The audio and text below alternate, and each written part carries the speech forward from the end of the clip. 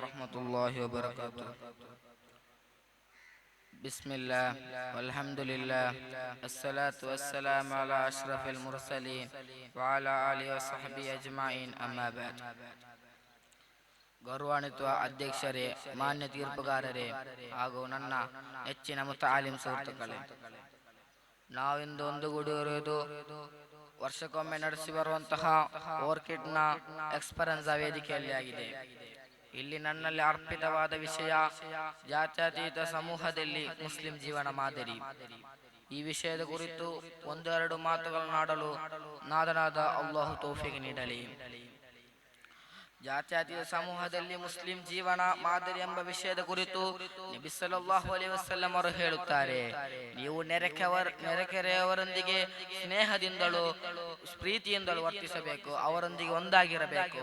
ಮತ್ತೆ ಕೂಡ ನಬಿ ಸಲ್ಲಲ್ಲಾಹು ಅಲೈಹಿ ವಸಲ್ಲಂ ಅವರು ಹೇಳುತ್ತಾರೆ, ನನ್ನ ನೆರೆಕೆರೆ ಎಂಬ ಅಮುಸ್ಲಿಂ ಯುವತಿಯು ನಾನು ನಡೆಯುವ ದಾರಿಯಲ್ಲಿ ಕಳ್ಳು ಮುಳ್ಳುಗಳನ್ನು ಹಾಕುತ್ತಿದ್ದಳು, ಆದರೂ ನಾನು ಕಷ್ಟಪಟ್ಟು ನಡೆದು ಅದನ್ನು ನಾನು ಕ್ಷಮಿಸುತ್ತಿದ್ದೆ. ಹಾಗೆ ಮುಂದುವರಿತಿದ್ದವು. ಸ್ವಲ್ಪ ದಿನದ ನಂತರ ನಾನು ನಡೆಯುವ ಸಮಯದಲ್ಲಿ ಏನು ಕಷ್ಟ ನಷ್ಟಗಳು ನನಗೆ ಬರಲಿಲ್ಲ.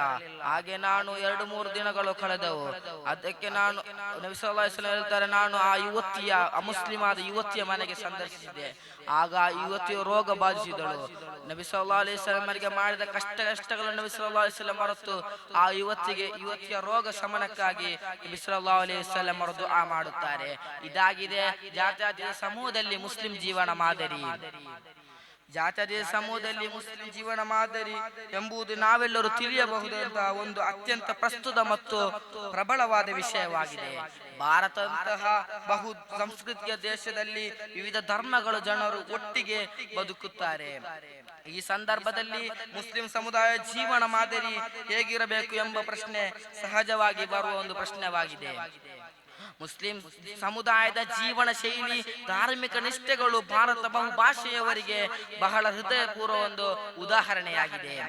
ಮುಸ್ಲಿಂ ಸಮುದಾಯವು ತಮ್ಮ ಧಾರ್ಮಿಕ ವಿಧಿಯೊಳಗೆ ತಮ್ಮ ನೈತಿಕತೆ, ಕೀರ್ತನೆ ಮತ್ತು ಸಮುದಾಯದ ಸೇವೆಯನ್ನು ಬಲಿಸುತ್ತದೆ. ಹಜ್, ರಂಜಾನ್ ಮತ್ತು ಮುಸ್ಲಿಂ ಇತರ ಧಾರ್ಮಿಕ ಆಚರಣೆಗಳ ವ್ಯಕ್ತಿತ್ವವನ್ನು ಶುದ್ಧಿಗೊಳಿಸಲು ಮತ್ತು ಸಮುದಾಯದ ಒಗ್ಗಟ್ಟನ್ನು ಇಟ್ಟುಕೊಳ್ಳಲು ಒಂದು ಉತ್ತಮವಾದ ಉದಾಹರಣೆಯಾಗಿದೆ. ಭಾರತ ತನ್ನ ವೈಶಿಷ್ಟ್ಯ ಪೂರ್ಣ ಸಂಸ್ಕೃತಿ ಹಾಗೂ ಪೂರಕತೆಯೊಂದಿಗೆ ಜಾತ್ಯತೀತೆಯ ಹೇಳಿಕೆಯನ್ನು ಹೊತ್ತ ರಾಷ್ಟ್ರವಾಗಿದೆ. ಇಲ್ಲಿ ವಿವಿಧ ಭಾಷೆ ಮತ್ತು ಧರ್ಮಗಳು ಮತ್ತು ಸಾಂಸ್ಕೃತಿಕ ವೈವಿಧ್ಯಗಳು ತನ್ನದೇ ಸ್ಥಾನವನ್ನು ಹೊಂದಿವೆ.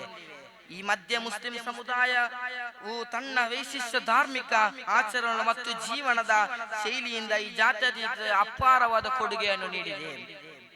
ಜಾತ್ಯತೀತ ಸಮಾಜದಲ್ಲಿ ಮುಸ್ಲಿಂ ಸಮುದಾಯವು ಪರಸ್ಪರ ಗೌರವ ಮತ್ತು ಸಹಿಷ್ಣುತೆಯ ಸಂಸ್ಕೃತಿಯನ್ನು ಬೆಳೆಸುತ್ತದೆ. ಮುಸ್ಲಿಂ ಸಮುದಾಯವು ತಮ್ಮ ಧಾರ್ಮಿಕ ಆಚರಣೆಗಳನ್ನು ಪಾಲಿಸುತ್ತಕ್ಕೂ ಇತರ ಧರ್ಮಗಳ ಪರಸ್ಪರ ಗೌರವವನ್ನು ಕಾಪಾಡುತ್ತದೆ. ಇಂದು ಭಾರತದಲ್ಲಿ ಧಾರ್ಮಿಕ ಶಾಂತಿವಂತಿಕೆಯನ್ನು ಕಾಪಾಡಲು ಮತ್ತು ಸಾಮಾಜಿಕ ಸಹಬಾಳ್ವೆಯನ್ನು ಉತ್ತೇಜಿಸಲು ಸಹಾಯ ಮಾಡುತ್ತದೆ.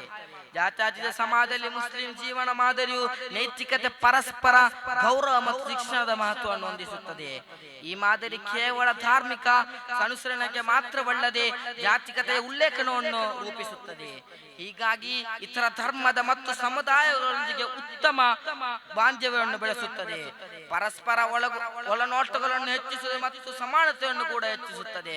ಅದೇ ರೀತಿ ನಾವು ಕಪ್ಪು ಬಿಳಿಯೊಂದು ಭೇದ ಭಾವವಿಲ್ಲದೆ ಒಗ್ಗಟ್ಟಿನಿಂದ ಕಳಿಸಿರುವ ಒಂದು ಮತವಾಗಿದೆ ಮುಸ್ಲಿಂ. ಇದರಿಂದ ನಾವು ಯಾರನ್ನು ಕೂಡ ಭೇದ ಭಾವ ಮಾಡದೆ ಎಲ್ಲರನ್ನು ಒಂದೇ ರೀತಿಯಲ್ಲಿ ಕಾಣಲು ಇಸ್ಲಾಂ ಕಳಿಸುತ್ತದೆ. ಅದೇ ರೀತಿ ನಾವು ನಮ್ಮ ನೆರೆಕೆರೆಯನ್ನು ಯಾವ ರೀತಿಯಲ್ಲಿ ಕೂಡ ತೊಂದರೆ ಕೊಡಬಾರದು. ಮುಸ್ಲಿಮನ ಒಂದೊಂದು ಜೀವನ ಶೈಲಿಯು ಈಗ ಅಮುಸ್ಲಿಮರಿಗೆ ಒಂದು ಉತ್ತಮ ಉದಾಹರಣೆಯಾಗಿದೆ. ಅದೇ ರೀತಿ ನಾವೆಲ್ಲರೂ ಮತ್ತಿತರ ಧರ್ಮದವರನ್ನು ಏನು ಹೇಳದೆ ಒಳ್ಳೆ ರೀತಿಯಲ್ಲಿ ಸ್ನೇಹ ಬಾಳ್ವೆಯಿಂದ ನೆಲೆಸಬೇಕು. ಅದೇ ರೀತಿ ನಾವು ಯಾರನ್ನು ಕೂಡ ಗೇಲಿ ಮಾಡದೆ ಎಲ್ಲರನ್ನು ಒಂದೇ ರೀತಿಯಲ್ಲಿ ಕಾಣಬೇಕು. ಇಷ್ಟೇ ನನ್ನ ಚಿಕ್ಕ ಭಾಷಣಕ್ಕೆ ವಿರಾಮ.